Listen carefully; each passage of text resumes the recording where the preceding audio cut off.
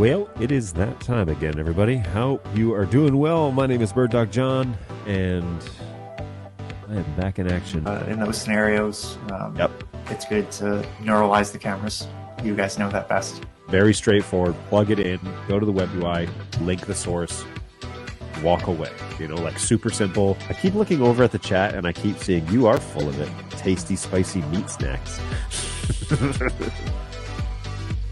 Covered in flavor. I mean, you can't go wrong. So what's going on? We've got a handful of folks here in the chat, and I really appreciate that. What's up, mate? Hey, Warren, how are you? Appreciate it. Hey, Robbie, how's it going, man? We were just talking about you. What's going on, Tom? Ahoy. How is it going? What's going on, Go Web? Good to see you again. Thanks for hanging out with us again today. Appreciate that. Feel like I'm in this video more than anyone but John. It's true, NAB. You are, I'm going to cut this up and put this in the next intro. What is going on, everybody? Hopefully you're doing well. My name is indeed BirdDog John. The show is starting, and hopefully you can hear me just well enough. Like a good streamer, you should always check your own stream. Now, I've monkeyed around with microphones here, so there's a good chance that it doesn't sound right. So let's jump over to the BirdDogJon.tv show and get this turned up just slightly. I think it sounds okay, but you guys tell me what you think. There's a hum, but it's the cable coming out. The Mac that I'm using to listen to the feedback of the show, that connection has a low hum. It's really annoying, so I can't tell if there's a hum or there's not. So somebody tell me. That would be great. Yeah, that'll be all great. Go Web, what's going on? Good morning, good afternoon, good evening, and good night. Can't wait for the studio tour. All right. Well, that one is probably just for you, right? You're one of those guys that asks for that all the time. So there you go. A little something extra. I've actually made some alterations to my studio as of recently because we have been doing some recording stuff. So we'll talk about that today for sure. Can we please make NDI-HX a reality on the Mini? Like HX decode? Is that what you're looking for? I would say that is a pretty, if it's ever going to happen, that is a long way away. I'll put it that way.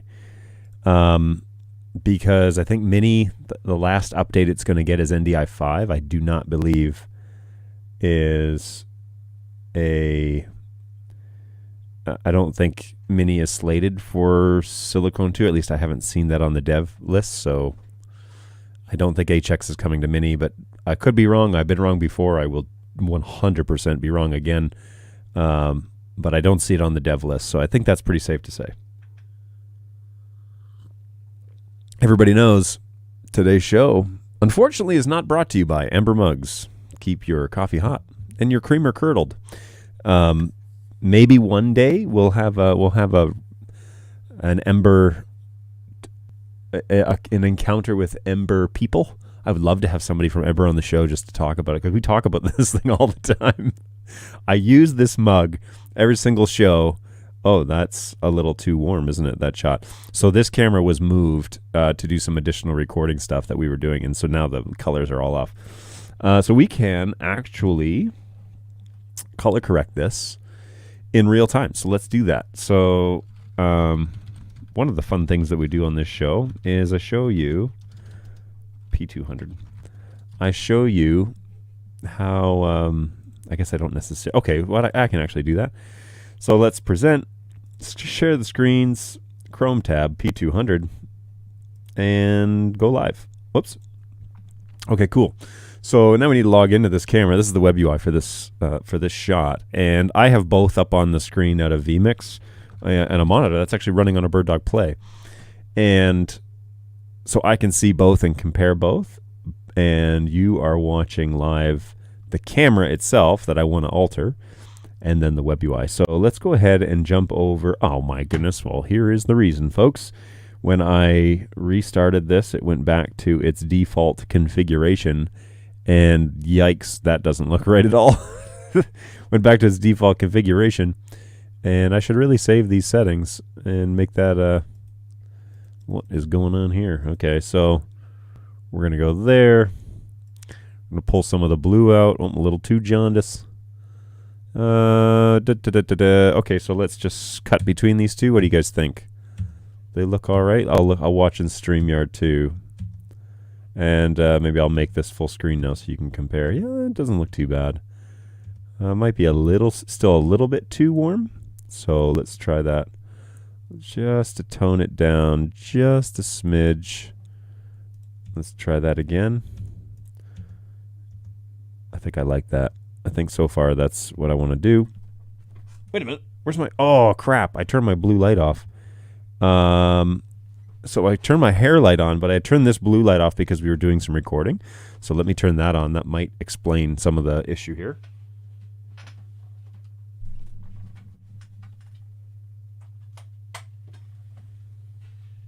Oh yeah. All right, so the blue is back. And let's go ahead and cut between these two now, see what we got. Okay.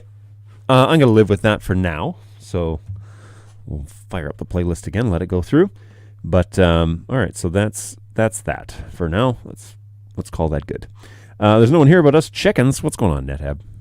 Nice to have you back. This has quickly become your catchphrase to when you walk into the room. That's the phrase that you use. So that's happy to have you along for this journey. That is for sure. Sounds okay.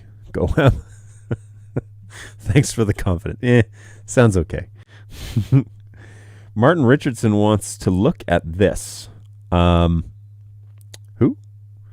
I don't recognize that name, so please catch me up to speed. No hum. Excellent. Mystery Facebook user. Let's find out who this is. Always a pleasure to have you guys over on Facebook. As always, Mike Nelson, what's going on? That is, it's a pleasure to have you over here, Mike. Kurt says, thanks for that update about Mini. Yeah, I don't know. I don't think that Silicon 2 is coming to Studio and Mini. I think NDI 5 is going to... I know NDI 5 is slated to come, but it's kind of the last on the converter list, so I don't know when even. I can't even tell you that. Now, in the studio, we've been doing some recording, and I brought back the NTG2 to do that, and man, what a difference in audio capture these two mics have. First of all, the NTG2 is half the price of the RE20, okay? So let's just put that on the table. These are not apples to apples. These are more like apples to bananas. And so they're both microphones. They're both under the umbrella of microphone, but they're certainly not under the same caliber of microphone as far as I'm concerned. The RE20 is a legendary broadcast microphone that's been used in the market for what, guys, like 50 years? The NTG2 is a Rode microphone. It's been around for quite a while, but it is not in the same realm. And have you noticed? Have you ever seen the NTG8? The NTG8 is such a ridiculous microphone. It's like, forget how long it is. It's humongous. But it's for doing ultra shotgun microphone stuff. And it's $1,000. There's no way that I could legitimize buying one of these unless I won the lottery or something. And I don't play the lottery, so this is not going to happen. But if the NTG8 is just one of those ridiculous microphones that I just want because it's ridiculous. That's why I want it. It's beautiful. And they make like the expandable blimps for them, so you can create this humongous blimp. It's so funny. If you don't know what I'm talking about, go to DuckDuckGo or Google or whatever you use and type in Rode microphone NTG-8 and just hit enter and see what comes up. There are some YouTube reviews for the NTG-8. It's so stinking funny how just absolutely ridiculous that microphone is. So I love it. I want one. Just to say that I have one. You know what? All right, enough of this. NTG-8 Rode.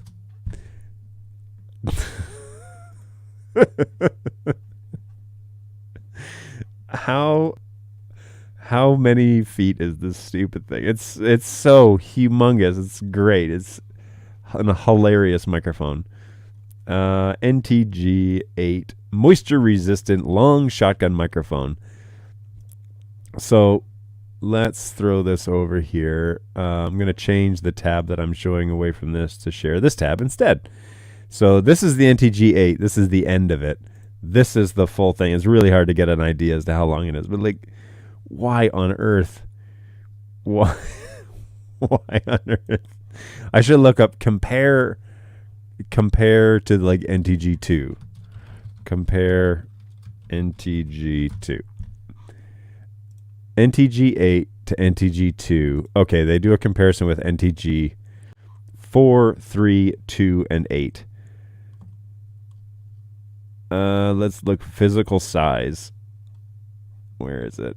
It's got to be here. Physical. Here we go. The dimensions. Length 10 inches on the NTG3. The NTG2, which is the one I have, is 11 inches. And the NTG8 is 22 inches. It's twice the size of this one. It's so funny. Somebody takes it out on YouTube and they do like audio testing, as you would expect. But they have to, the pole that they have to use just gets so ridiculously long that it starts like bending over. And then he stands underneath it and talks. And it's impressive what it can do. But it is hilarious, the fact that anyone would want that. So, morning, Pandorica. How are you? Thanks for stopping by. Appreciate you always being here. Sounds good, no hum. Thanks, JB Tech. Appreciate that. Hum at high audio level only. Hum is pretty low frequency. I think it depends on where you're listening to the audio. So there's a hum somewhere, but we're not quite sure where. So that's fun. Hi from Warsaw. What's going on, iPhone? Good to see you again. Thanks for coming back. Always appreciate you being here, too. What's going on, Chris? Howdy. Thanks for stopping by. MTash. Back in action, MTash. Good stuff. I might be doing a tennis tournament this summer, so I might have to get some of these super ridiculous shotgun mics. NetHab, please tell me how that goes. The Audio-Technica BP4071. 559 millimeters. I love the fact that somebody made it. It's so great. It's probably not their best seller, but it's so great that somebody made that because, seriously, it's hilarious. Hilarious. Okay, Audio-Technica BP4071. The BP4071. There it is. How big is this thing? It's $800. Measures 15.5 inches long. It's just shy of. So if you want to spend an extra $200, you can get a little bit longer one with the Rode microphone. Truthfully, I have great results with the NTG2, and it really doesn't break the bank very much. But the I feel like Wilson's standing behind this microphone, like from Home Improvement. You just can't see my mic, or you can't see my mouth. Just blocked by. Oh, there we go. That's a better shot. So, yeah, the NTG8 though is ridiculous, and I would love to have one to show how ridiculous it is. We have friends at Rode, but I feel like that's a major ask. So we'll have to bide our time on that one. You need those types of shotgun microphones to get coaches talking to each other. And don't they have those mounted on like those satellite discs that like, or maybe that's a different microphone. It probably is. But yeah, I know that they deploy various hardware to catch what people and players are saying on fields. A little bit scary, actually, how good they can make that happen. Oh, it has to be the Sennheiser 416. I've heard of this one. I also don't have much experience with the Sennheiser brand. It looks like there's a few variants on this one. Sennheiser 416 is more details. Specs.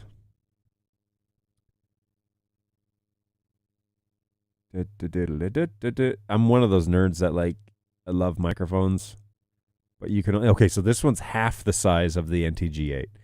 It's almost 250 millimeters, whereas the NTG8 is 560. um, the Sennheiser, though, I've heard good things, actually, and it's $1,000. This 416. Now I know that a lot of people swear by this mic, so it's probably in another class above the NTG 2, 3, and 4 as well, right?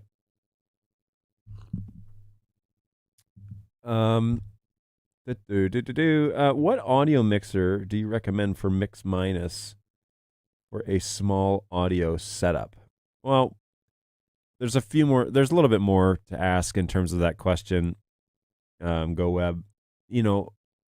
I don't have the latest and greatest and biggest and best or anything like that. What I primarily wanted with my setup, and we can talk about this during the studio tour, is I just wanted an XLR 1/4-inch option that I could bring those channels over individually or in pairs, stereo or mono, and integrate them in with whatever it is that I'm using. Now, we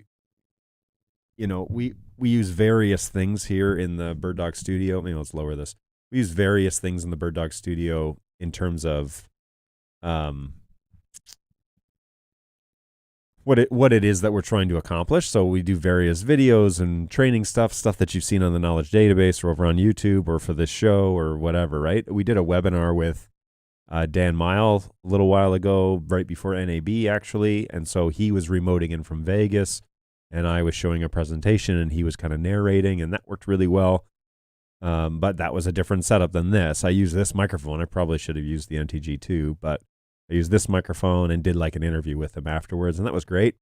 Unfortunately, that recording kind of got lost in the weeds. So we're going to do that. We'll do more of those, I think, and make them available after the fact, especially after product launches for dealers, maybe for retailers, for customers, all that sort of good stuff to kind of get more information out in real time. But people seem really receptive to the live, and I'm going to throw this out there. I think answering questions in a live format like this, where people can ask and get answers just like you're doing right now, seems to be the best reception of all of the options. It's the least safe, but it's the best reception that people get. And so I think it has a good, we get good feedback from things like this, and that's exciting to be a part of that. So I just use Behringer Euphoria UMC 404 HD, which is a good little Behringer product, but it does have the Midas inputs now. So Midas bought Behringer, right? And so the Midas preamps are in here, which is great. It cleans up. The Behringer preamps used to have issues with grounding and a few other things. The Midas ones are really good, and that's what they put in this unit, which is the same, by the way, with the new Midas X32. Not new, it's fairly old. But the Midas X32 is basically the Behringer X32. I think is it X32 or M32? Well, anyways, whatever it is, they've replaced all the preamps with Midas inputs and cleaned that all up and made that product really rock solid. So the X32 M32 thing is moving in the proper direction. But I can't remember. I guess we could, if only there was a search engine. When did Midas buy Behringer? Behringer. December of 2009, Midas and Clark Technic were acquired by Music Group, which is the holding company chaired by Behringer. So there you go, 2009. Shortly after the recession. The more you know. You didn't know that you were coming here to get all this information, but hey, what's up, John? What's going on, Josh? Josh Dempsey.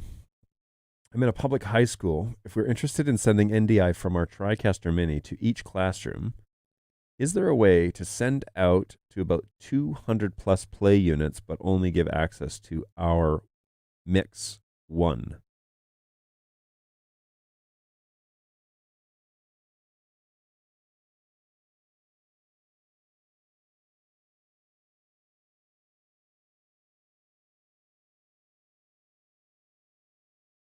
Yeah. So the way you could do it is you could retransmit it, and you're going to obviously be running in multicast with 200 devices. You might also just want to hold a beat and wait for Fleet Manager to officially launch with the Play firmwares to make your life very easy with 200 units across a campus. But a multicast signal, and you're going to be running, 200 decoders essentially. What you could do, though, is send your vMix NDI output over to like Central or something like that and retransmit it just as is, which then you could isolate, just have that one signal coming out of Central. Because no, vMix is going to generate a whole bunch of, it potentially could generate multiple NDI outputs. Are you going to be giving access to the general school to be able to change the sources on the plays? Because I don't know why you would need to restrict it unless you were worried that someone was going to get in and start screwing with things. But depends. Are you doing multiple outputs on vMix with NDI? And if not, then I think, NetHab, Access Manager, NDI groups could probably get you by. But if you want to try and really restrict it, then I would go the route of Central 2.0, retransmitting that. So Central Pro, retransmitting that into, another signal, and then spitting that out to all of your destinations that way. Again, over multicast, because your network's not going to be able to handle 200 TCP. Doesn't matter what you have installed. I think that's probably fairly safe. So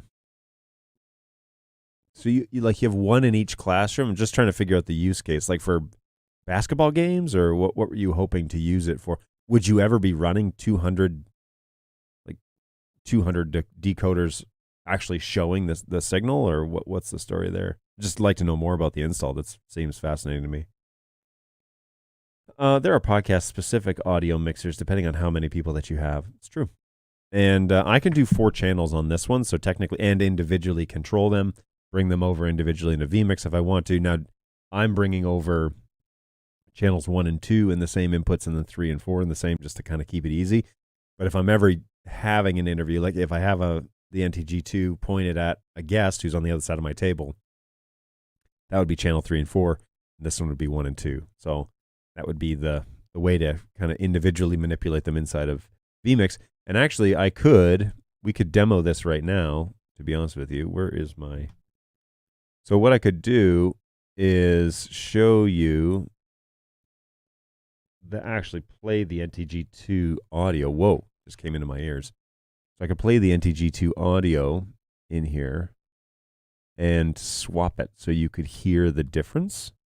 Let me just line this up so that it's about the same level. But yeah, oh man. But you can hear the hum of the computer, at least I can. So here, we're going to switch the audio into the show, and then I'm going to jump over to, so now I'm not using this microphone at all. Check, check, check. Let's have a listen. So now I'm not using this. Yeah, and you can definitely tell the difference, so perhaps I'll turn this up a bit, just because it sounds like the decibels are less. Yeah, and you can definitely tell. Ooh, and it's picking up the audio out of the microphone, or out of the headphones. That's crazy. So let's see if it does it if I wear my headphones correctly. Ooh, and it's picking up the audio out of the microphone. Let's see if that does it. So curious. Let's see if it does it if I wear my headphones correctly. Yeah, you can totally still hear it. That's hilarious. So uber sensitive. It's just off screen here. It would be great for. It would be great. This is brutal. It would be great.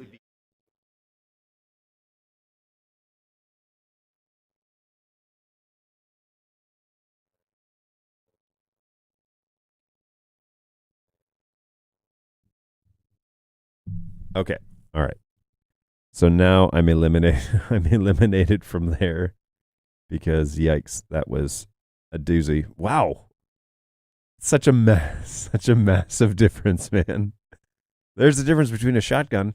It is literally right here. Like I'm touching the, and if you cut over, You can see it, right? You can see the boom arm right there, and the microphone is just on camera. But yeah, that's a huge difference. Crazy, crazy. And yeah, fun times.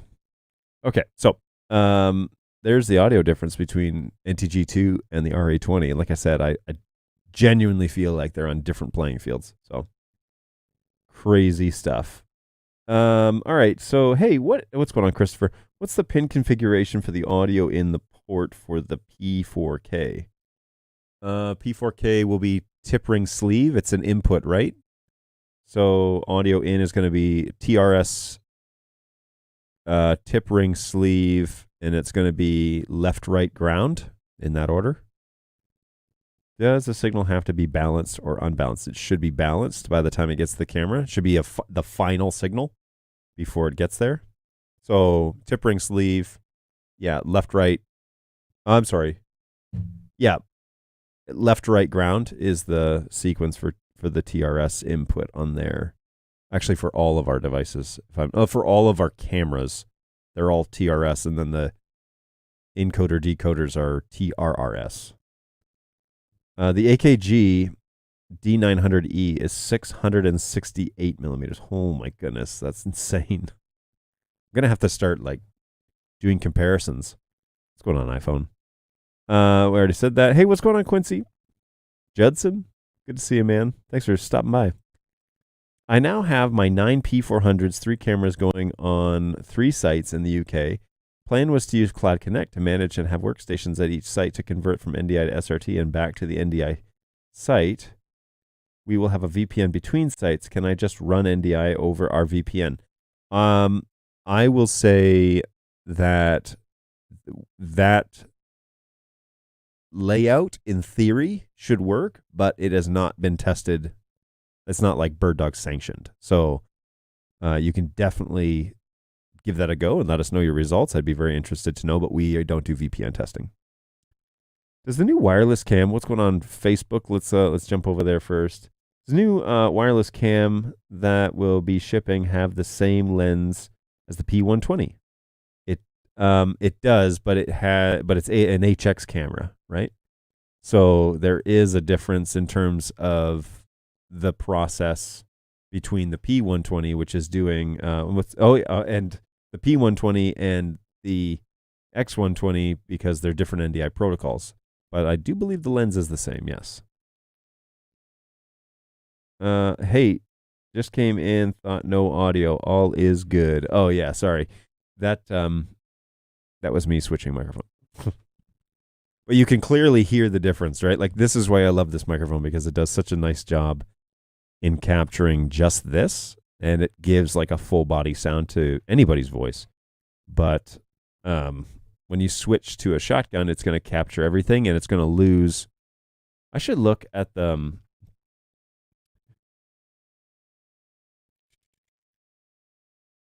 I should look at the, well, I can share this, I guess. Let's go back to the NTG2 real quick. NTG2.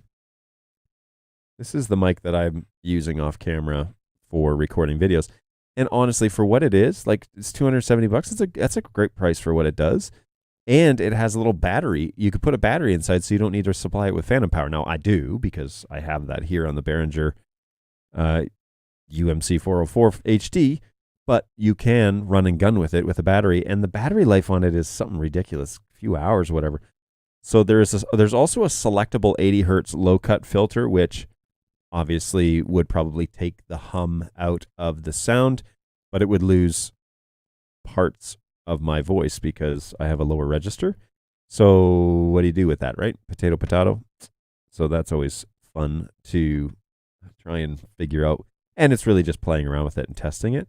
If I go over to the specs page, it's 12.7 millimeters. And so frequency range, okay, I don't believe this. I mean, maybe on paper, but remember, folks, technical spec sheets are sometimes written by marketing departments. So 20 hertz, I highly doubt that you're going to be hearing 20 hertz out of that microphone. I just don't. Yeah, I just don't. Now, this microphone, on the other hand, is gone up in price. I did not pay that for this microphone. Let's go to the spec sheet. Let's see what EV says. 45 hertz. What? Fun times. But here's the thing about this microphone is it rejects the proximity effect. And so unlike, though I've said this a lot, the SM7B, which is a standard in the podcast world, right? Everybody knows this microphone. It's on every single show in the world. Unlike that, if I were to get an SM7B, which I have used, by the way, on a busy convention floor, and it worked wonderfully, by the way.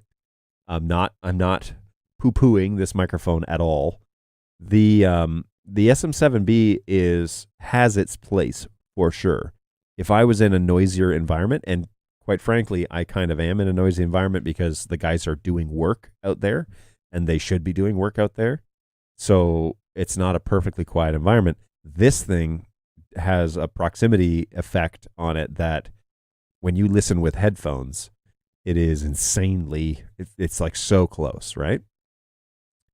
Whereas the equivalent of that, this is the other one in this category, but all of this business rejects the proximity stuff. And so it doesn't feel like I'm talking into your eardrums quite the same way as the SM7B does.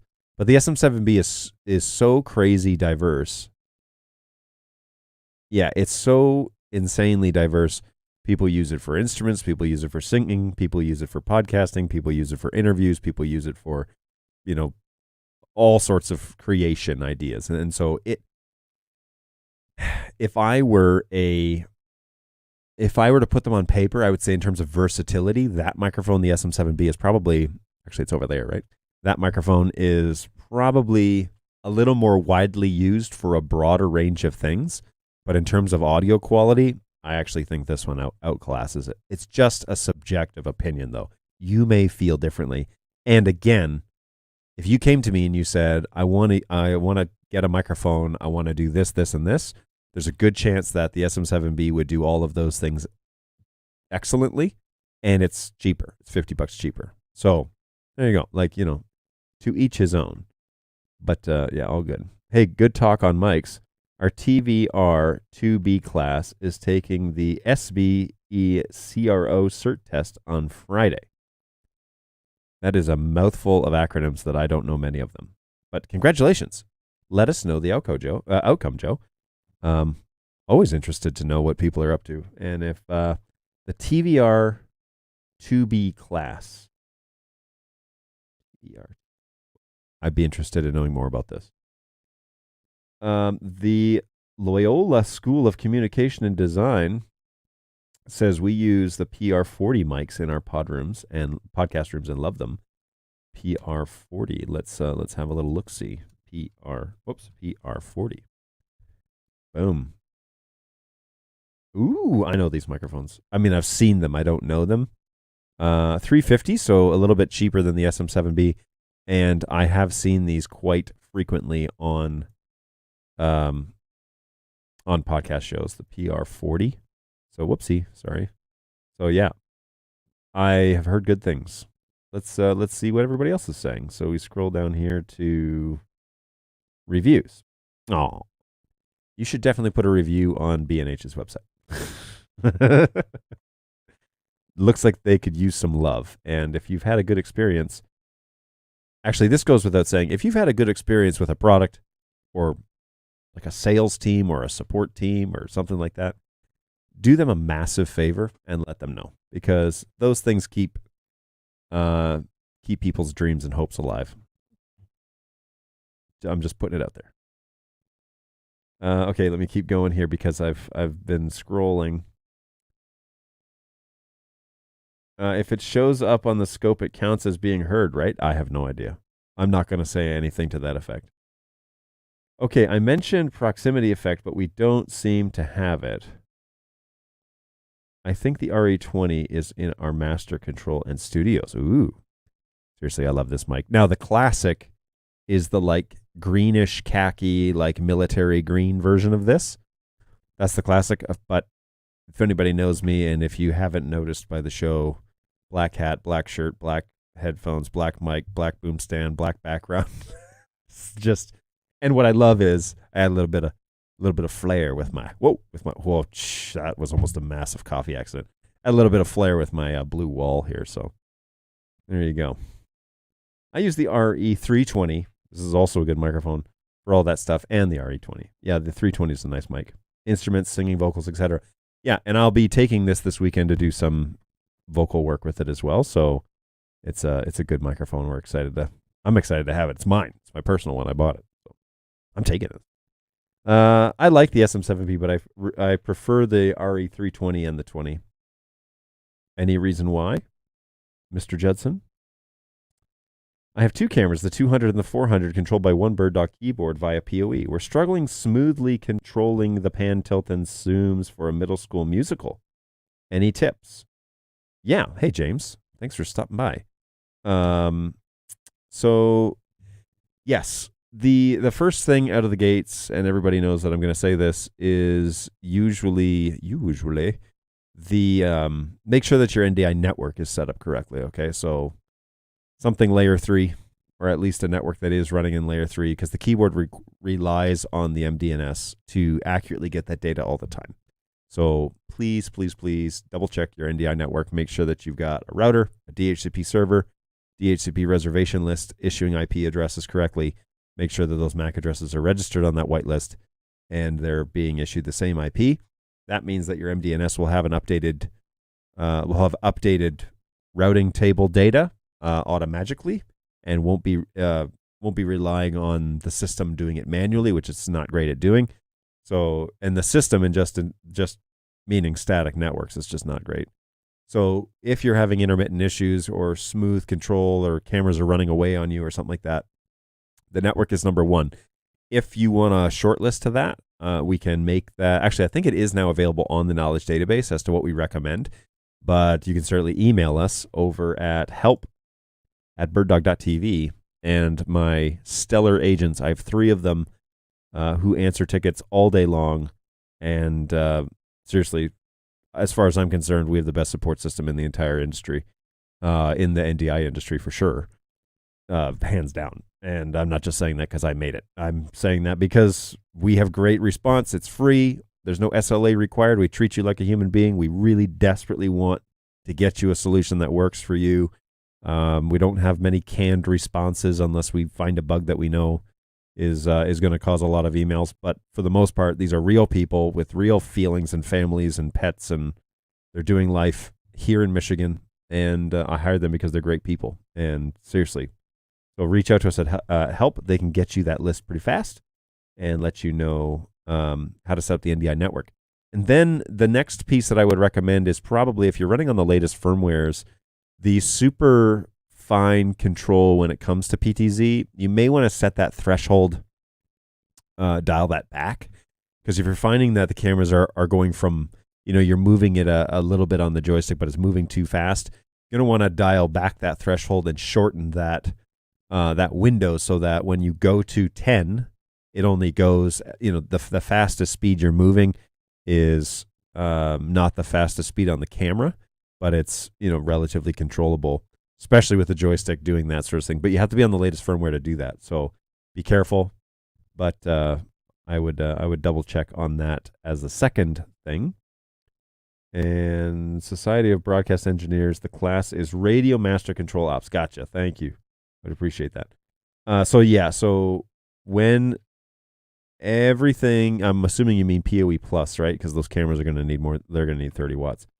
But yes, so I would double check the actual settings on the camera UIs themselves, set thresholds as like what you think maximum needs to be, and that will help you out greatly in trying to train. I'm assuming students are running this, so you don't want them to go at at full speed. You want them to probably move at a certain speed when using the joystick, and that's how you manipulate that. I met Bob at a conference pre-COVID, and he said he sold 250 of them to SiriusXM. Wow.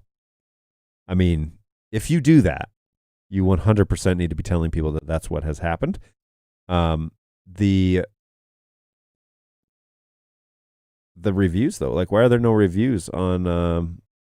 Seriously, I believe you. They look like great microphones, but why are there no reviews on this website? That seems strange to me. Oh, maybe it's this one. Is it this microphone? No. Well, anyways. Oh, yeah. Have you guys seen this new Logitech microphone? Balu had tuned me into this a while ago, but it's Logitech trying to get into the podcast game. It's probably unnecessary, but anyways, it's I don't know if anybody's used it. Looks like one person has used it. Great alternative to the SM7B. I would love to hear some actual recordings, especially comparing it to the SM7B, because that would be quite helpful in terms of understanding a little bit more about its dynamic range. Question about support when you are ready. Judson, I'm always ready, man. Always. You're teaching me a lot about mics. What do you recommend for outdoor microphones behind the plate of a softball, baseball events, shotguns or directional, and taking into account the wind? Well, you're going to need some sort of probably super cardio directional microphone. You're probably going to, NTG8 would be fun, but you're going to need a big old blimp on that thing with probably a dead cat. So that's going to be a pricey purchase.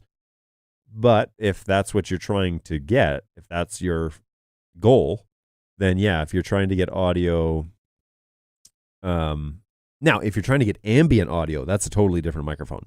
Totally different.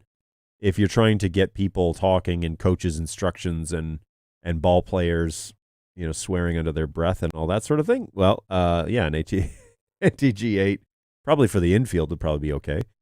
I need to learn more about those satellite dishes that they use. You see them all the time on football games, which I don't watch many football games, but that you see them all the time about that. Those would be cool to find out how those work, because I'm pretty sure the microphone points into the disc, and then you point. There's like a little gauge on the top, and you point it at whatever it is that you want to hear. The guy's wearing headphones, and he can basically capture whatever he wants around the field. Those things are so cool. I would love to just play with one of those for a while. Be fun. Are there any plans to make a BirdDog University? We do not have the funding to open a brick and mortar university. So the answer to that is no. But that is not probably what you're asking. You're asking for some sort of certification or training program. There are plans, and I'm a part of that, so I don't mind saying that. I was working on content late last year and early this year, and then I generated a bunch of it, and truthfully we've had some discussions, we'll say, as to exactly how we want to plan to move forward with that, because we want to be sure that everyone's on the same page, and me making arbitrary statements over here in Michigan, it's probably not a great idea without consulting the guys over in Melbourne as well. So I live in a world where we are at the coalface with the customers, and we're seeing what they're doing and providing them with solutions and things that they can kind of get up and running.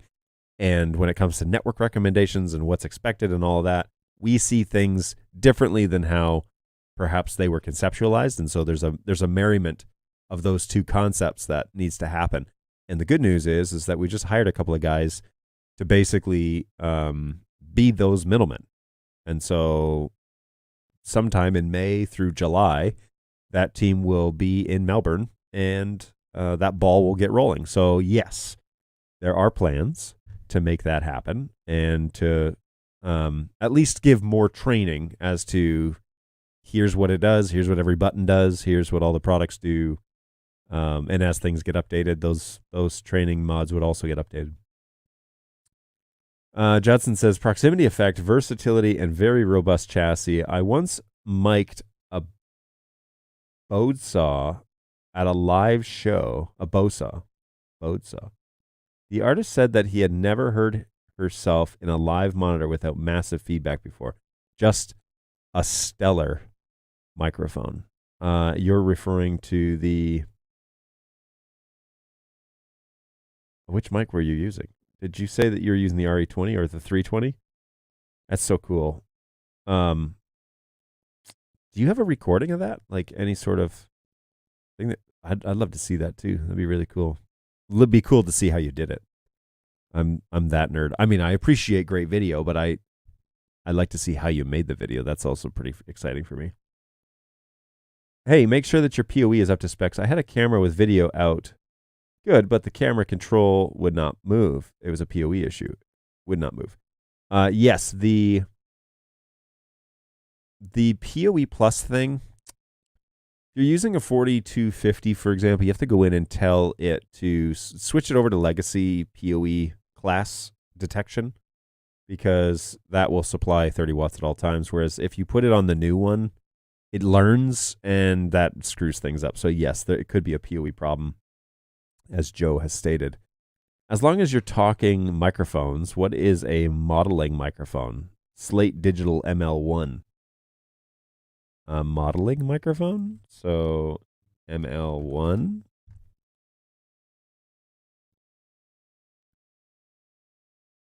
Ooh, this microphone is fancy. So this is the Slate Digital ML1 modeling microphone. Styled in matte black finish, so check.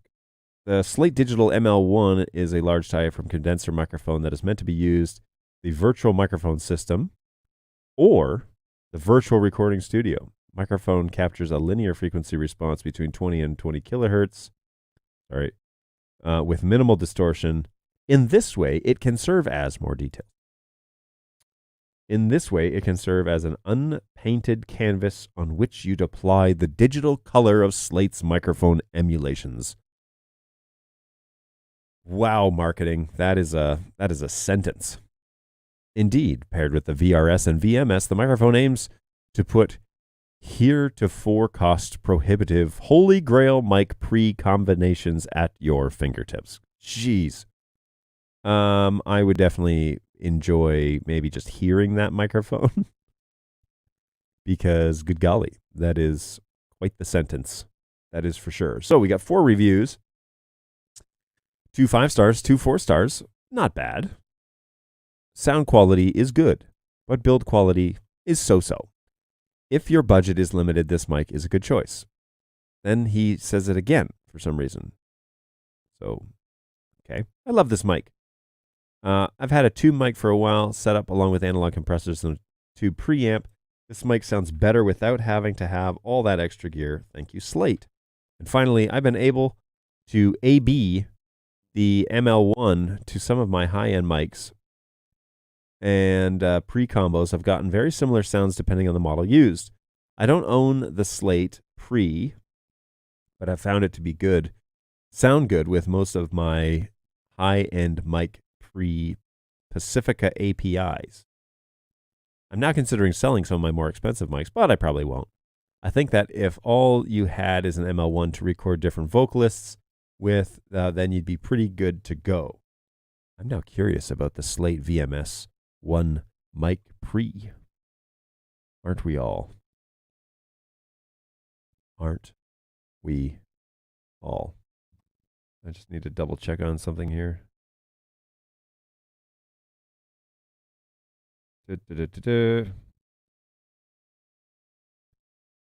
Oh, one of my mods said that somebody's Nightbot deleted a comment that just said, oh, wait, let's go back here.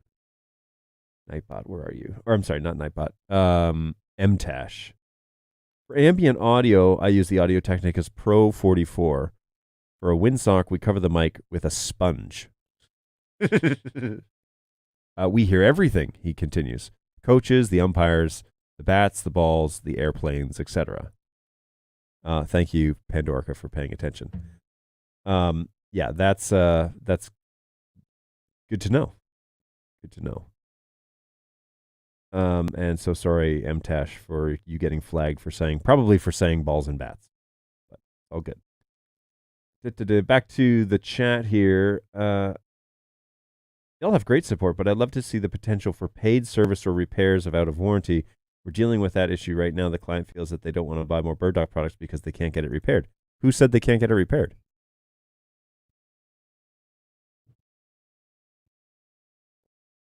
So the paid for repair thing is underway, as it has been for quite a while. The issue is really just taxation in the U.S., but you know, we review things on a case by case basis, and if you have a case, let us know. But or let me know what the ticket number is. Bob is awesome.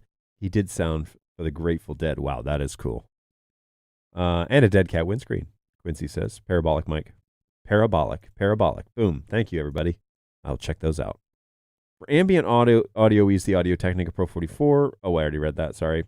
I'll see if we have anything from that show. Modeling mics emulate popular mics. Nightbot?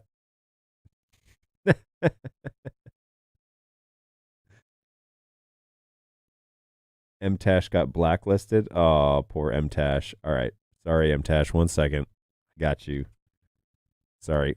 Well, that is clearly not what's not what should be happening here. So spam. It's because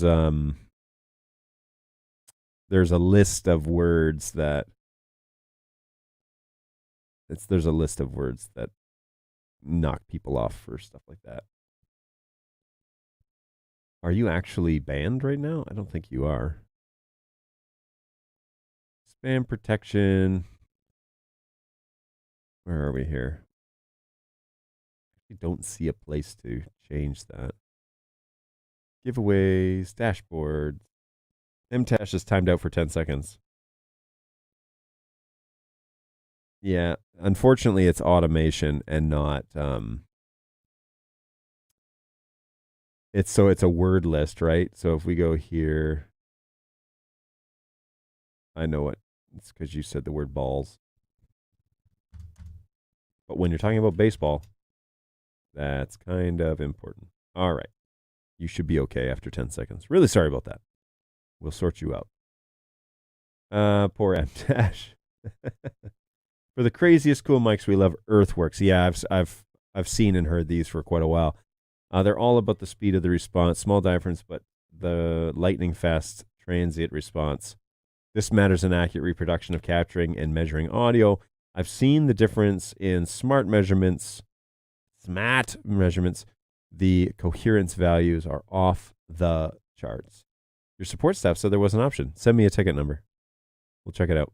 The general rule is once it's out of warranty, yes, there's not many options, but depending on what the repair is, and we're working on trying to get a paid for repair option. That is in the works. It is literally a money thing. It's literally red tape from the government. That's why we can't do it yet. But we're tooled up.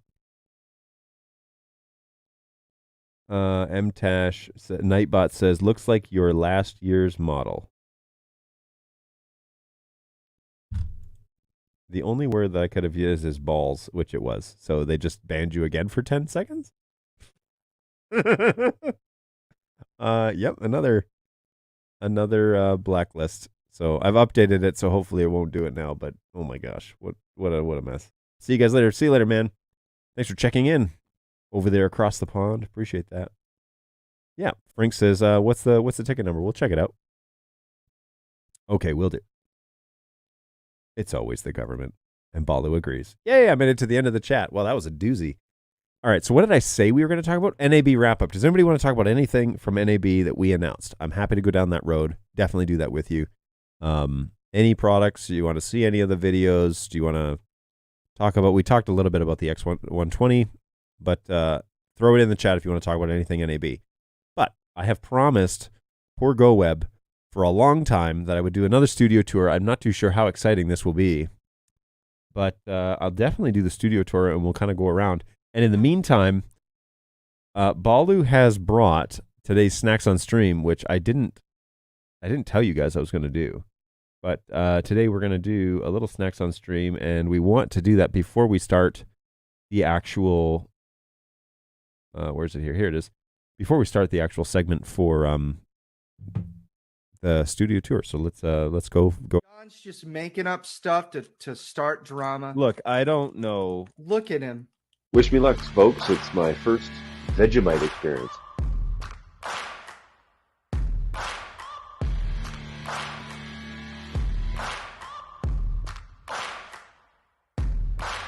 Final, this is like cheese flavor or something. It doesn't really look too appetizing. Good golly, this is something else, man. Here's the thing about Pop Rocks, and I don't know if I'm the only one like this. Pop Rocks have always been a social experience for me. I did not think that is what you were going to say. That's hilarious. That is awful. Oh, God, that's so bad. Jeez. Holy smokes, man. Yep. Time today for a Snacks on Stream episode brought to you by Balu. Ever-fresh mango carrot flavored with other natural flavors. I have no idea what this is. He brought this in yesterday and was like, have you ever had this? And I was like, no, mango carrot, huh? And he's like, yep. So I was like, well, let me know how it is. And he's like, no, I'm going to bring it in tomorrow for you. So I was like, oh, jeez. Okay. So he delivered. He showed up, delivered the goods, and we're gonna try it out on the show. So I'm definitely interested in whatever this is. Everfresh. Never heard of that. It's a juice company, evidently. And juice blend from concentrate, 1 bottle, 270 calories, 0 grams of fat, 35 milligrams of sodium, which is really low. Carbs, though, are 118% of your daily intake. Well, 25% of your total carbohydrates, but it includes 59 grams of added sugar, so that's off the charts. And 0 protein, which I find a little bit strange because that's, everything's got protein in it these days. They're putting it in everything. So let's go ahead and pop this open while we get ready to do our studio tour, and we'll get on with that. Now, somebody had thrown in here as well that they were interested in NetAB, the Android app. What would you like to know about that? What I do know right off the bat, I can smell this already.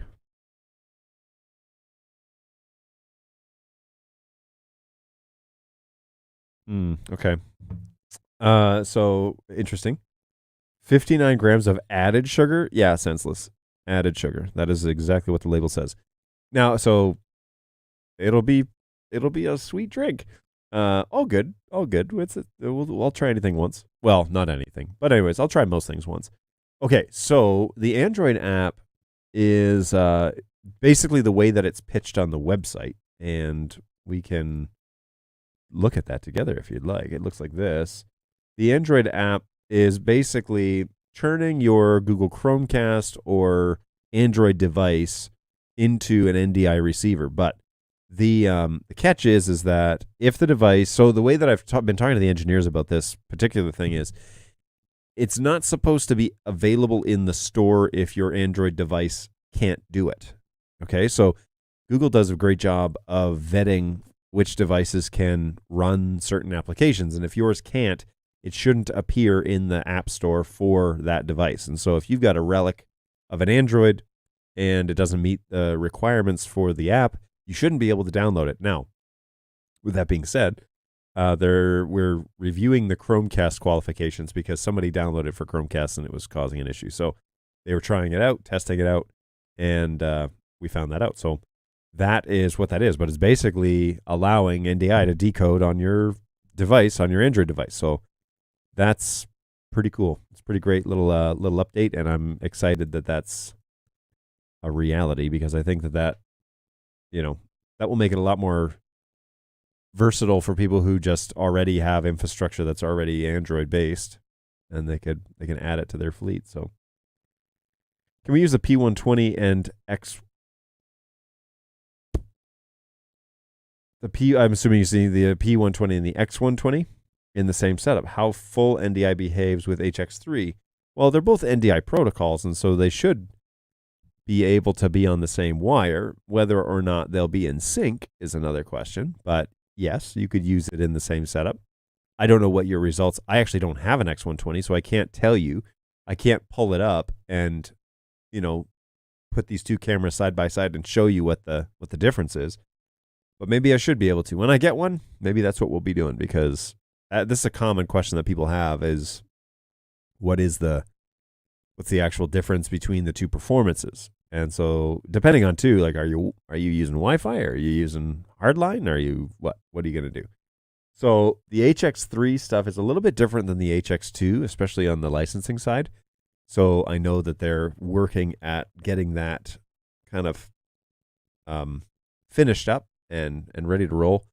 But yeah, we'll have more on that information as to like the actual performance of the X120 in comparison to the rest of the fleet, especially as people start using it. They're going to start seeing it. We get a lot of like stuff about play. They're like, well, I've got flex outs and I've got plays. If they're not lined up, and it's like, well, yeah, two different processes, right? So it's like, I have a Mac computer and I have PC, but they're not perfectly the same. It's like, well, yeah, they're two different machines, right? Two different products. So anyway, it's hard to, when that conversation comes up as a support guy, it's like, wow, I can't believe I'm about to have this conversation. But on the other side, it's like, well, maybe we haven't done a good enough job in telling people that they're different products. They're not the same decode. Are there any timelines or plans to bring the different BirdDog softwares to Mac OS? Currently, no timelines. There are plans, but currently no timelines, because you have to hire basically Swift engineers to do that, and they're hard to come by. So there are hopes and dreams and plans, but currently no timelines. Obviously, full disclosure, there are no timelines, period. We don't produce timelines because that shoots ourselves in the foot quite often, because then you get to the timeline, you get to the deadline, and you realize, okay, we can launch it, but it's not ready, or we could hold off and miss the deadline and take the flack for that. So they don't have timelines. Yes, for Mac OS. Again, not saying there are plans. I don't know if there are timelines. If there's like, you shouldn't have an expectation that it's coming around the corner, because it's not. Okay, let's chat for a few minutes about studio setup for GoWeb, because he's been asking and waiting patiently on this whole time, and it's super late over in India.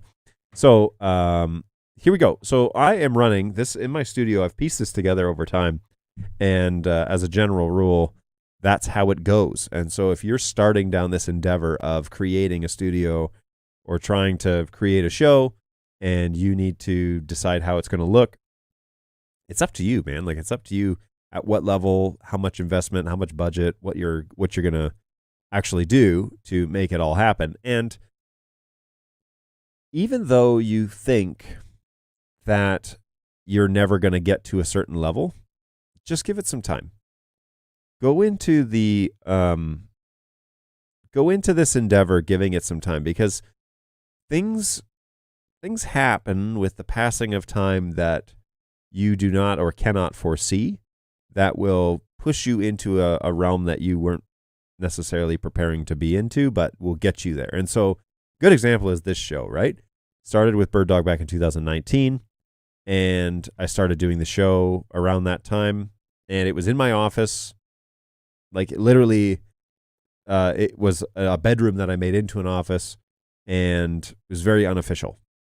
And we used a pretty simple camera, webcam, for a long time.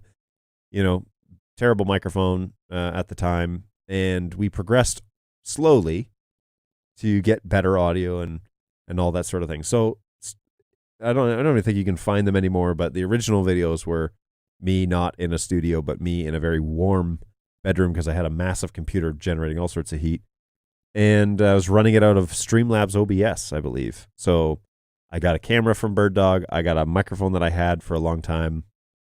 Actually, the microphone was given to me by my father, and it's a great mic too. I still use it. But I had a microphone that was given to me. I had a camera that was given to me. I had a computer that I had built like 3 or 4 years earlier. A standing desk that I bought. You know, no background, basically just this room, and started there, and started generating content. People started showing up. So then, as time goes along, and people see the valid use of it, or as time goes along and you save your pennies, you can buy nicer things. So eventually, I bought an NTG2, which is up here. I bought an RE20. I bought this Frameworks podcast. Now, what happened there, the story with this real briefly is I went to NAB last year. They said, we want you to do a podcast booth. We want you to bring, your stuff and run a show. I thought that's great. Sounds exciting to me. So I asked, can I buy some arms and some things to make it nice and clean? They said, absolutely. So this was like $100 or something like that. So I bought a couple of those. I had one as a backup. But we just, again, then when the show was over, I brought it home and now I had a nice arm for the show. And it's a nice clean, the wire's not wrapped around or anything like that. It goes inside. And so that little piece, you add to it over time. Lighting is a big part of making it look right. And so I bought some RGBs and I bought a little hair light and I bought a nice little Falcon Eyes. But originally I had originally I had no lights. And then after that, those first videos, you can still find them. You can't find the actual show, but you can find the tutorials that I did in that office. They're still in the knowledge database, very ancient. But I had these soft boxes, which I have one still here. But I had these soft boxes, 3 of those. They weren't variable intensities. You couldn't control the actual light. Well, over time, you save a little bit, and you can buy a better light there. You buy a nicer hair light. You buy some RGBs, and you put the lighting together. This back scrim, I bought this basically right as soon as we set up the shop in here, but it was like $40. Not expensive, and I've never had anything behind me in terms of there actually being some sort of depth perception. It's just a black background, and it's a few feet away from me. It's like 1.5 feet away from me. I really need a better chair, but that's not super important to the success of the show. I had headphones at home that were my own. I bought these ones. These are $40, and they're not the best, but they're definitely not the worst. They're closed backed, and they help me listen to the show. The interface, I was using a H4n, which was my own audio recorder, which could convert it to USB. I've since changed that to the Euphoria, as many of you know. Little different computer. I changed I was using OBS Streamlabs, then I was using just straight OBS for a while, then I was using Wirecast, and now I'm using vMix. The progression, right? Over the years, you figure out what works for you and what works best. I also have a TC1, which we could implement or bring in here and implement, I guess, but that's a little overkill for what it is that I'm up to. So I'll walk you around the room and show you what it is that we're up to. Let me switch to the proper camera, though, because I guess I'm on the wrong screen. So I'll walk you around the room. Let me pull this up via... I need to control this camera, so I'm just going to open it up in Studio Monitor, make sure that we're running on low bandwidth, save on the bandwidth here. All right, so the P200, which is the one that's up in the roost, now the coloration is going to be super off on this because I have manual settings for for all this, but this is basically what the studio looks like, and it's half a room, it's half an office, and then the other half is storage and a bunch of other things, but there's basically half a room here. And the easiest way to do this is probably steer this camera around so you can see. So to start off, the major thing is this P4K. This is the camera that I use, as my main shot. And as you can see, it's sitting here on a window ledge, very official. And it's just tucked away in there. I can control it if I need to over, that's this camera. But I can control it over Studio Monitor if I need to, or inside vMix if needed. But P4K is sitting there on the roost. I said P4K, right? Not P400. P4K. And there's some stuff wrong with this camera in terms of the ports on the back. It came back to us damaged. And so, but the NDI output works just fine. So that's what that's all about. Then there is this right here is my second monitor. So the vMix machine is here next to me. Okay, this is a vMix screen on this side. But then there is the second monitor. So when you see me doing screen share stuff, that is the monitor that I'm referring to. That's also up there in the window. It's actually a small television, but I have it up there next to the camera. And then for the most part, oh, you can't even see me. Let's fix this. So for the most part, I do a, where do I want to do? I'm going to add my face on here. Let's say layers and multi-view. Let's add me into the corner. And number 2, I want this to be main camera. Hey, everybody. So, hey, that's kind of cool. That was easy. So this is the, see the tally lights on the P4K just went red. So that's the TV that when I'm doing interviews and whatever, or I'm doing demonstrations, I'm looking up there and sharing that screen through vMix. That's generally the gist of things. So that's super easy. Yes, there's a fuse box there on the wall. It's very official. But anyways, there is that television. Now, there is a TV mounted underneath, not mounted, it's sitting on some boxes. But you can see that there's a television right there that is my multi-viewer out of vMix. And so I'm sending to a play unit. I'm sending actually to a Frankenstein play unit, sending it to that play, and then showing the multi-viewer, which is on NDI output 3 and vMix, on that screen. So when I'm talking to the camera, I'm generally checking and making sure that I'm within the frame correctly and all that sort of good stuff. So I have a TV that's just sitting on a box down there. Very official, as many of us are. And also down there on the ground, which you can't see because behind the boxes, is the 4250 switch that runs basically everything inside this office. So there's a huge spaghetti wire system down there, which you can kind of see, and that is where all of those cables go to. But that is the power supply for all the cameras and all the gear that's in this office. So then up here, this camera is sitting on top of a shelf. And this is a P200. This one that's upstairs, the main camera you're looking at, is a P200 that used to be the main camera that sat in front of me where the P4K is now. But this is the P200 shot. And then, of course, the boom stand, which we've added here recently to the actual studio so we could do some recording recently.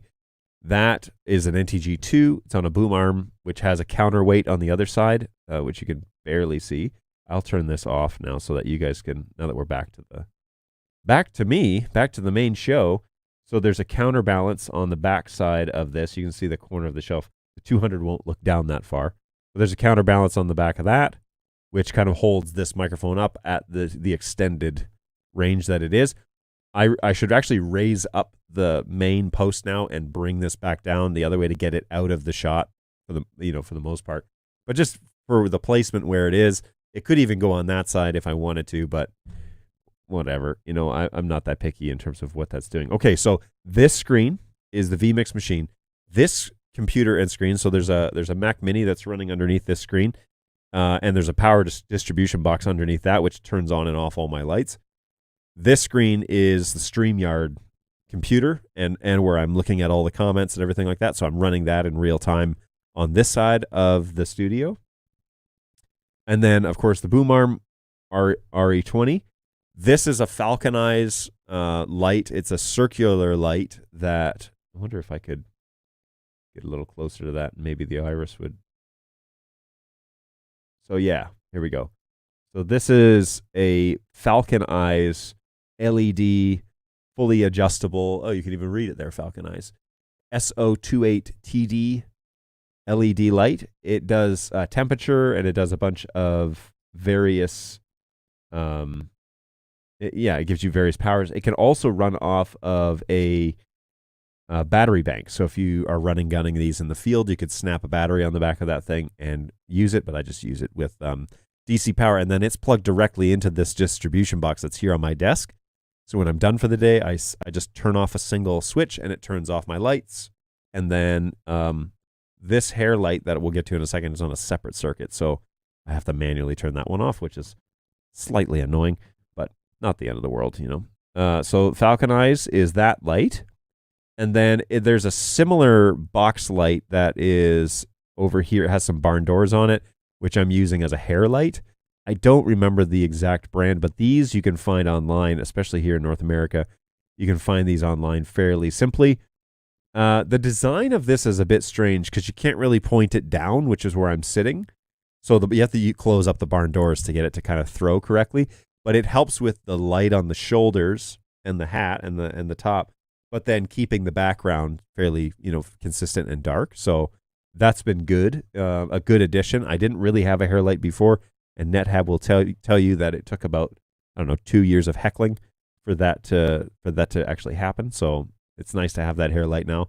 And again, it has barn doors, which is really helpful because you can kind of control things. There's a lot of boxes that are also hiding. Here's that black scrim that I have. It's just a standard, really inexpensive, but it's just black fabric. Now, if you have a dog that has white hair, yikes, man, that was a nightmare. I had to lint roll this thing like 6 times, and you can still see some of the dog hair that's hanging onto it. So remnants of Dexter, of days of old. I just realized that Dexter has officially been gone. I realized this morning. Officially been gone for almost a year. He died in May of last year. And so rest in peace, buddy. He was a good boy. He's a good pup. So anyways, the dog hair, watch out. That's a doozy, and it gets everywhere, especially if by accident you put this on the ground. So yeah, you're gonna have to put a lint roller in the dryer and really get this thing. Now, I haven't taken this thing home and washed it and like gotten all the wrinkles out and everything, which I probably should do, because you can see in this shot, in the big shot, you see the lines that run through it. But the way that I control the gamma on the cameras basically eliminates a lot of that stuff. So some of the dog hair still shows up, but hey, you know, we're real people. And let's take a moment to appreciate and enjoy Everfresh mango carrot juice with 59 added grams of sugar.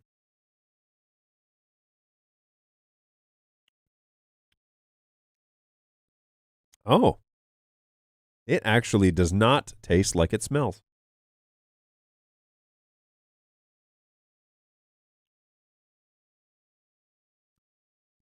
Yeah, I take that. That's actually quite good. So, all right, back to the tour. More on that whoa, that's sweet though. More on that soon. Oh, geez, yeah, that's really sweet. There are those 59 grams. They probably could have dialed back the 59 grams, to be honest with you. But hey, we try everything once, and Everfresh should be called Eversweet. Really, really is quite sweet. Okay, so let's keep going here, kind of around the room. Oh yeah, don't want to forget the ever important P100 overhead shot with cable management option. So a long time ago, I didn't have these hooks, and I basically just jimmy rigged. Is that the right word? I just MacGyvered the Ethernet cable to go across the roof. Well, then I found these hooks. They're like 2 pieces. They slip together and they lock, but they grab onto the drop ceiling rungs. So there's some hair right there. They grab onto the drop ceiling rungs, and so it's been a while since I've pulled this taut, but it's probably about time. But that's how I do the cable management for the P100 to keep it out of the shot, because before it would fall down and hang down in front of that P100, and that shot is this shot, right? So that's the P100 that hangs from the ceiling, and this one's fun because I can manipulate this a bit. But when you hang a camera upside down, and then you point it directly up, essentially, right? Because it's upside down, so it's pointed down. But you point it directly up, it is really difficult to then figure out how the axis works and to get it to focus correctly. So inside Studio Monitor, I'm steering this around right now, but you got to go uber slow because it's pretty tricky to figure out how that all works. But I can definitely steer this camera if you're watching it here. You know, I can steer this camera and adjust it as needed. Now this is at a full extreme. So this angle is fully, like if you pull the slider all the way down, this is the extreme of that. Okay, so that's all the way up essentially. All the axes are switched. I could flip inside video monitor. I could flip this inside of the web UI and then have up is up and down is down. But instead, it's flipped. So when I go all the way up, it's actually pointing it. It's actually doing this number and going up towards the window, which is where those monitors are and the P4K is. What am I looking at? Okay, so that's my confidence monitor there. And if I keep going, there's the P4K, right? There's that second monitor for my computer screen. You can see that it's been color graded to handle the large. Oh, and here's that large box light that I was just telling you about. So this is just like a standard LED light. Problem is that these lasted for about a year and a half, and then the bulb started going, whereas these LED panels just go forever. So anyway, so that's kind of the gist of things for that P100.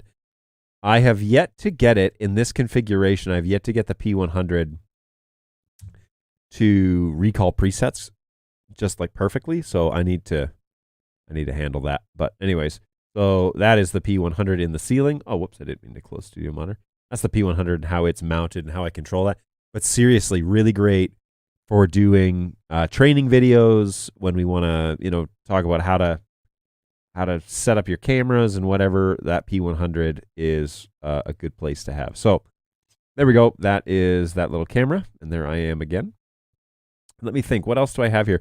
So this is that Behringer. So this is where that audio interface is. Now, a complaint I have about this audio interface. So this is the Behringer. The computer monitor's in the way, but this is that Euphoria. Oh, wowzers. That's not right. What's the story here? What am I? Okay. So this is that Behringer Euphoria 404 HD. It has inputs on the front. Okay, you can see me moving the cables here. It has inputs on the front, and then it has outputs on the back. And for putting that on a tabletop, that sucks. It's terrible. Terrible, terrible, terrible. All of the inputs should be on the back. Okay? For anybody that's building one of these devices, all the inputs should be on the back, and all the outputs should be on the back. And then the dials should be on the front. Because when it's sitting on a table, you want it to be nice and clean, but you want those cables to go into cable management and be done with it, right? When you put the inputs on the front, I understand the convenience, but you only need that convenience for like a hot second. And then you need it to be clean. And this is not clean to me. So what I'm considering doing is getting 90-degree XLR jacks that I can at least put them in and they'll like come up, and then I could put the cables in and then they could go behind the table. And at least that would get the cables off the desk, but I'd need to clean it up. So yeah, we definitely need to make that happen. Memories of Dexter. Yes. We found videos of Dexy. Obviously I did shows where Dexter was here in the studio in his crate. I've only been here a year, so you've been here longer than that, NetHab. For sure you've been here longer than that. Yes, so the kids and I were finding videos of Dexy, and it's so crazy because you forget how active he was as a dog through all the years you had him. And then when he got old in the last 2.5 years, like really gray, really a lot of health issues and whatever, and you forget some of that. And then we were going through the archives and I was finding videos of him, and yeah, it's good memories of him. So he was a good boy, and I miss him a lot. He was a good pup. Seems like a lot of dusting. How's the ventilation happening here? So we have an air return in the ceiling over on the other side of the office, which you can't see. I've got an air return and an air vent. Usually, though, the only time they run really hard is in the summer when it gets like 80, 90 degrees outside, and that's not okay for a Canadian. And so we turn the air conditioning on. But I have to pretty much turn it off during the show, which is 2 hours of this office heating up. So we hear some protests on the long shows during that time. But that is essentially it. I mean, I have dueling microphone options now. And I'll probably advocate to buy a shotgun microphone for this studio. I also have the option, because the NTG2 is also mine, and the RE20 is mine. But I have the NTG2 is kind of a reasonable microphone price as far as I'm concerned. The RE20 is kind of a specialized thing. So I wouldn't ask BirdDog to buy an RE20, although we did rent some SM7Bs for NAB 2022, and they were really nice, and I was halfway tempted just to ask them what the price would be, and we would buy them. But yeah, we definitely let me switch this back now. We definitely have some work to do. I would love to have some suggestions. I guess I could back this up to like show the actual studio mess, right? So what do you guys think of this shot, other than I need to take my face off of it first of all in the secondary shot? Showing the microphone and all that, like what do you guys think of this? I can dial back the exposure, but does this... Oh, this was last week's snack. Ritz, mini Ritz, they're good. They're not very filling and not very nutritious, but they're good.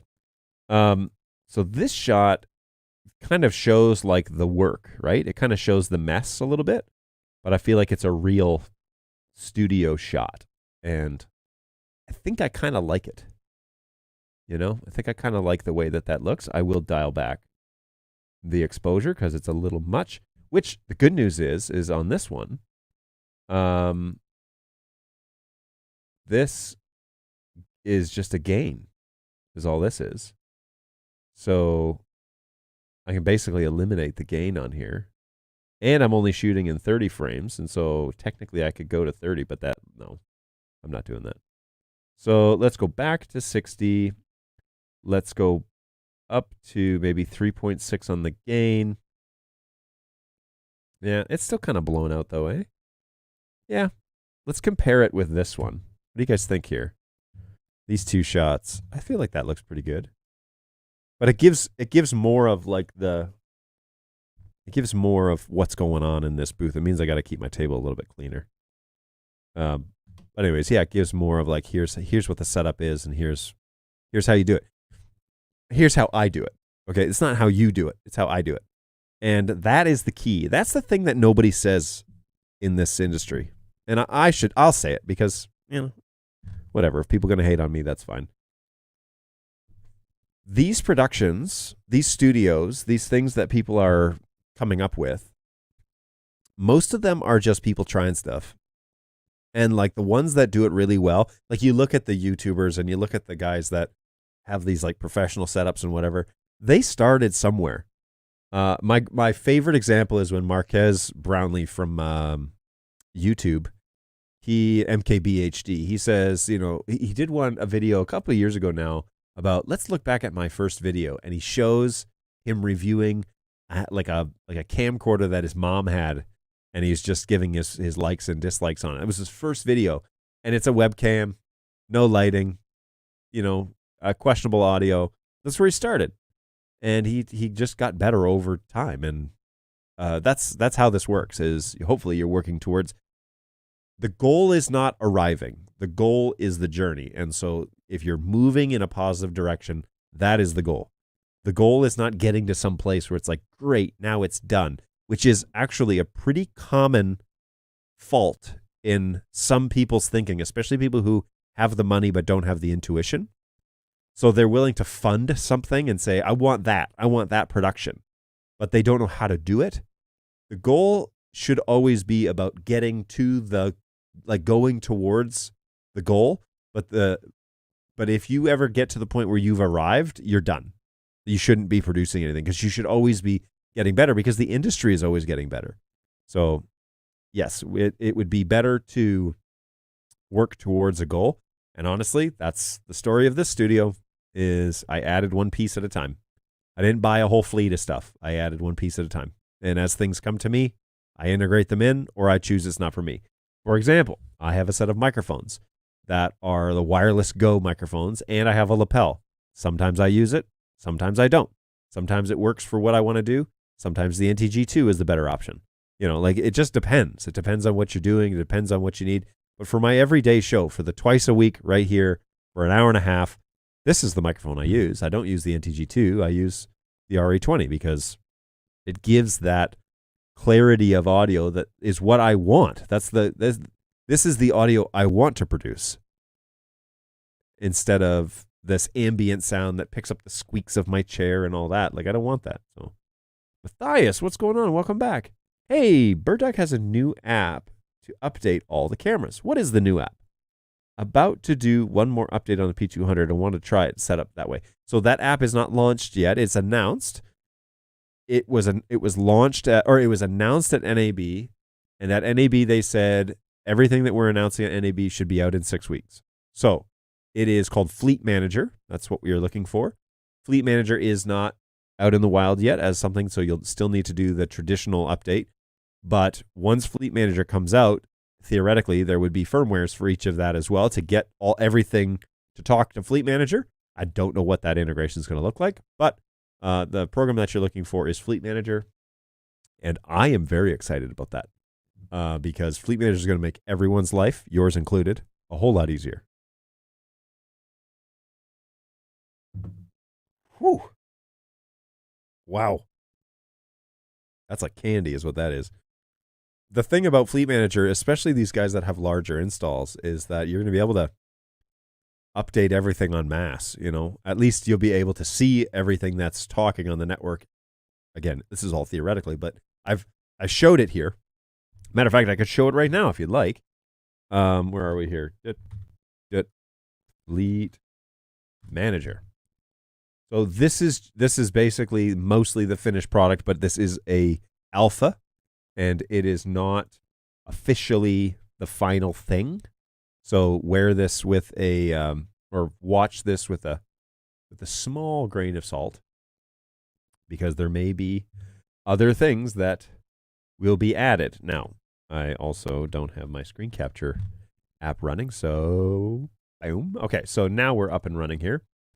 Here we go. So this guy is, wait a minute, what happened here? That's not right. Let's try that again. All right, so this guy is Fleet Manager. I'm really sorry, my face is covering up a couple things. But what it basically does is it runs and queries the network, but waits for things to kind of check in and shows your devices on the network. And there will be an option here that it'll say, there's a firmware update available. And then if you click update firmware, there will be this apply button. You click that and it will start doing the updates for those. Now, I don't know what the plan is about. Is that going to be sequenced? Is it going to be all at once? Is it going to be what? What's the deal? So I don't know if whatever the plan is, but officially that is kind of the plan going forward. But Fleet Manager, here, let me see if I can move myself away from this. Yoink. All right, cool. So there's the entirety of Fleet Manager, and this is just running on my computer watching our NDI network, our one network.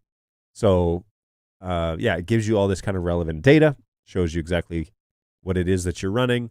The devices that are running the latest that we've been testing on will have this kind of quick view of the dashboard, and so it'll tell you all the relevant data that you need. But can you imagine like having this on a laptop or on a device and just check, oh, we need to check the NDI network, or oh, there's an update for our 200s. You can pull them up and check the 200s and hit update, and it just starts doing them.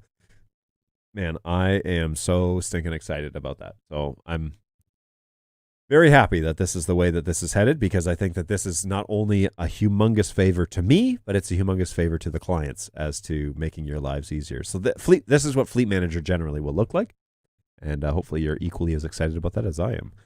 This is my excited face. No, I am actually very excited. So, correct, I heard about it at NAB. I saw that Fleet Manager. It's great to see you too. Hey, what's going on, man? Finally, BirdDogJon's setup is revealed. Yes, all the secrets have been revealed today as to how it is I've pieced this show together. Did I eat? I did eat one of those. I saw one of the super hot ramen noodle cups over there, but I ate that already on the show. Those are the black noodles, and I wasn't a huge fan of those. They were okay, but just not as good as the ramen, which we should totally get back into. Yeah, I'm going to try and order something after the show and have something here in the next week or two about that. I've only been here since January. Late. Oh, NetHab. Facebook user, Mrs. Laura, sorry. We keep adding to our theater. Sorry, I'm not used to having women on the show. We keep adding to our theater. As we get to know more about the products, our creativity grows. Next month we are upgrading. So we will have one 4K and 5 P200s and 5 P240s and a TriCaster Elite. So excited. It opens so many doors. Yeah, you're going to have a blast. Take some pictures. I would love to see some of that. That'd be great to get to share with you some of that, the install and how it works and what you guys are doing with it. Oh, I'd love to see all that sort of stuff. If you need an alpha beta tester, I am in. Yeah, there's like hundreds of people on the Fleet Manager waitlist because everybody's waiting. So does Fleet Manager cache the firmware files so that if your NDI network is closed or offline, firmware can still be updated? I don't know. That is a question that I have fielded before, because it's like when you download Fleet Manager, is it going to download all the firmwares as well? I doubt it. I think it's going to be an FTP server, to be honest with you. So I don't know. I don't think so, but I officially don't know. What is gear? Like open gear? That would be probably what that is. BirdDog gear probably refers to our OG4 open gear card. I'm assuming. As the sugar rush hits you, yeah. Is Fleet Manager PC only or IP based? Has it? Yes. Yes, it has. That is for sure. My blood sugar level is rising swiftly. Is Fleet Manager PC only or IP based software? Again, Macworld here awaiting that step as well. So I know that all of our software is eventually going to the service-based thing. So you could install it on a PC, but then access it anywhere. Obviously, there's some security concerns with Fleet Manager with that because you query the network and find everything. But NDI really operates under the assumption that you are, I see, NetHab, I see. What is gear? Yes, 4K gear is the open gear card. Yes. All right. So back to Mr. Mathias. So I know that all of our software is the long-term roadmap. We've had great success with Central, and we've had so much success with it that we want to move everything to that style and a way to manage the software for that matter. So we're thinking of ideas, ways to do that, but the services idea is really stuck with us because we've had great reception from Central. People like it a lot more than Central 1.0 and all the iterations that were the EXE executable MSI files. But it takes a long time to get it to that level. So I know it's on the list. And I'm assuming this is the first iteration of the Fleet Manager will be an EXE PC file. But these guys are constantly working on stuff. So I would imagine that we might see something later in the future that might answer that question. Either IP web UI based, where you could secure it with a password, for example, and then it doesn't matter if it's on the NDI network because you have to log in to get it, or Mac version or something like that, right? Fleet Manager looks awesome. I agree with you 100%. I admire how you keep this show so lively, sitting for hours confined to a small space. Yeah, well, you should see what it's like inside my brain. It's all the voices, right? Organized chaos. That's what we're going with. Actually, it is a fairly decent room. Like there's some space in here, which is nice, but we use a lot of it for storage. So yeah, there's that. Some of it for storage and some of it for my studio. And I like my little studio. It's fun. It's a fun place to be. It's fun to record videos.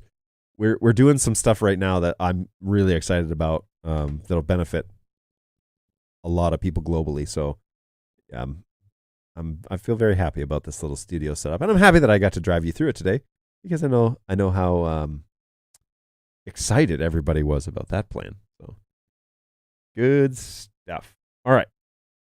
Now, is there anything else that I promised you? Did the studio tour, the NDI wrap up, NAB, NAB wrap up. What else is going on in the world, folks? Oh, I got to say this because I would be something would be wrong with me if I didn't. But it's a sad day for Canadians. Sad day for Canadians because yesterday, legendary Gordon Lightfoot passed away at the age of 84, and 84. I think it's 84. And what's crazy is that we were just talking. My wife and I were just talking this weekend about Gordon Lightfoot. He died on May 1st, yesterday. And he was the grand old age. Why is it? Oh, 84. Yes, 84. He died in Toronto. And he was born in Orillia. So if you're from Ontario or from Canada, and you travel down the Great Highway 11, you would know where Orillia is. Orillia, Ontario. It's one of the cities I pass through when I go camping in August. And good stuff. Well, he has passed away. A Canadian icon and legend. And if you have any time today, get onto Spotify or YouTube and look up Gordon Lightfoot. and either choose The Wreck of the Edmund Fitzgerald, which is a legendary song, but very repetitive, or you can listen to my personal favorite, the Canadian Railroad Trilogy, which is 3 songs in one. So it's a 3-for-1 deal. But it is very Canadian, and he was making music back in the 50s and 60s when he was a young lad. But, yep. Legendary, I guess, let's say 60s and 70s, I think it looks like. Look at his discography here, so yoink. 60s, 70s. His most popular song is The Wreck of the Edmund Fitzgerald. There's a Seinfeld reference as well, by the way, because Elaine comes into the office and she says something, or into Jerry's apartment and says, "Oh, I love Edmund Fitzgerald's voice." And Jerry says, "What? You mean Gordon Lightfoot was the artist, Edmund Fitzgerald was the ship?" And she said, "No, I think Gordon Lightfoot was the ship." And then Kramer is referencing it's the Andrea Doria episode. Anyways, wow, that's an obscure reference. Seinfeld, there you go. And a little shout out to Seinfeld. So, Wreck of the Edmund Fitzgerald is by far one of the most popular songs. If you could read my mind, Early Morning Rain. But the Canadian Railroad Trilogy is my go-to. And so if you want to enjoy that for all it's worth, there you go. That's where it's at. So Aurelia is beautiful. Who wrote this? Laura? How do you know Aurelia? What a reference. What a reference. It is beautiful. It's a beautiful place. A lot of cottage country. There's a main highway that runs right through it. Aurelia was an interesting town because, fun fact, it was one of the major stops for tourists as they were going up north to go camping and hiking and to the cottage and all that stuff. So there are all these gas stations on both sides of the road on Highway 11. Well, I'm from Ontario originally. Get out of here. I think I knew this, but man, seriously. All right. Kindred spirits right here. So, interesting story about Aurelia is this town grew up around Highway 11 and it expanded basically off of these gas stations, restaurants, and whatever. Well, then back in the 90s, they divided the highway and they put up concrete barriers to where you couldn't get across, and they didn't build bridges to go from one side to the other. So you have to go quite a long ways to turn around and come down. You know, if you're going northbound, you have to go quite a long ways to get off the highway and actually get over the highway and come back. So it's a really interesting problem that they've got. But anyways, the dividing of the highway basically strangled the town. And this is a very similar story to many cities on Highway 11. So not so much Sundridge, but Huntsville. The Muskoka region's more like cottages. Trout Creek, Powassan, South River, all of these little towns that relied on Highway 11 for, hey, we're the little stop before you get to North Bay. They'd stop in there and get gas or get lunch or something like that. Well, when Highway 11 became divided, then it strangled all these towns. And then on top of that, Highway 11 recently, in the past 15 years, was built around those cities. And so now the highway doesn't even go through those cities. It does go through Aurelia, and it's pretty sad because you drive through Aurelia and the southbound traffic, you stop in what's lovingly referred to as Gas Alley. And no, it's not Taco Bell joints. It's actually gas bars. And you go in and coming down into the city, going to Barrie and Toronto. But on the way up, there are very few gas stations, and the whole city is kind of divided. It's very very sad. But anyways, crazy times. Really interesting story. Well, Gordon Lightfoot was from Aurelia, and obviously from a time where the highway was not divided. And he wrote all sorts of songs about just very iconic, classic Canadian folk music. Put it that way. So if you need a little shout out, if you want to be nostalgic today, Mr. Lightfoot passed away. Mr. Gordon Lightfoot Jr. passed away today at the age of 84 years old. A legendary musician for Canadians, and his music will go on, as does the Tragically Hips, for example, who their recent frontman passed away a couple years ago. So yeah, losing a lot of greats these days. Anyways, there you go. And if you need a recommendation for a song, Canadian Railroad Trilogy is the place to be. Emoji reaction in live. Just realized it's a game. Okay. All right, folks, I need to wrap it up here. It has almost been 2 hours, and you've got your money's worth. Well, that's arguable, I guess. But hey, if you need a recommendation, Everfresh Mango Carrot. This is probably juice more suited for my children, but it tastes really good. It's really sugary, but it tastes really good. Those things should be obvious, but I don't think the carrot content is the same as the mango/sugar content, but hey, it's pretty good. And I'll probably finish that because I'm drinking from it. So it's good stuff. Thank you. Of course, Judson. My pleasure. Thank you for being on here for almost 2 hours, man. You've put in your time as well. Anyways, hopefully you guys have a good week shaping up. It is Tuesday. Whew. This is going to be a really busy week for me, and so bear with us. But yes, it is Tuesday. We're getting ready to get on with the week. I know there's a lot of stuff going on in the office right now. Lots of conversations and tickets and people trying to get their stuff up and running before the weekend. And so I'm excited that we get to be a part of those conversations with our clients. But of course, as always, reach out to us at help@birddog.tv if you have any questions, especially if you've bought a product and you're having problems or you're just wanting to know how to set it up or do things better. That's what we're here for. We'd like to chat with you. Of course, I want to chat with you here on the show. So Tuesday, Thursdays from 11 to 12 at least Eastern time here in the U.S. Happy to chat with you for at least an hour. Come back again on Thursday. We'll do it again for sure.